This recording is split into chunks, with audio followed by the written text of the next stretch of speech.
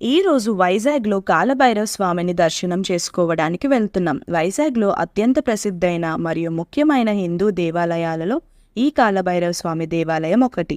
ఈ టెంపుల్ వైజాగ్లోని భైరవ కోనలో ఉంది. సింహాచలం నుండి అప్రాక్సిమేట్గా 7 కిలోమీటర్స్ దూరం ఉండవచ్చు. మీరు సింహాచలం నుండి ఆటో లేదా మీ ఓన్ వెహికల్ ద్వారా ఈ ఆలయానికి ఈజీగా చేరుకోవచ్చు. ఈ మందిరం శివుని ఉగ్రరూపమైన భైరవుడికి అంకితం చేయబడింది. ఈ ఆలయం చాలా పురాతనమైనదంట. అమావాస్య ఇంకా అష్టమి రోజున ఇక్కడ భక్తుల రద్దీ ఎక్కువ ఉంటుంది. ఈ దేవాలయంలో బూడిద గుమ్మడికాయలో దీపం వెలిగించడం వల్ల మనకు శుభం, ఆనందం మరియు సంపద వస్తాయని నమ్ముతారు. దీనినే కూష్మాండ దీపం అని అంటారు. శివుడికి ఏ రకమైన అభిషేకాలు జరుగుతాయో అలాంటి అభిషేకాలన్నీ ఈ కాలభైరవ స్వామికి జరుగుతాయని అక్కడ పంతులు గారు చెప్పారు. స్వామివారి దర్శనం కోసం ఓన్లీ ఆంధ్ర స్టేట్ నుంచే కాకుండా డిఫరెంట్ స్టేట్స్ నుంచి కూడా భక్తులు వచ్చి దర్శనం చేసుకుంటారంట. Thanks for watching. ప్లీజ్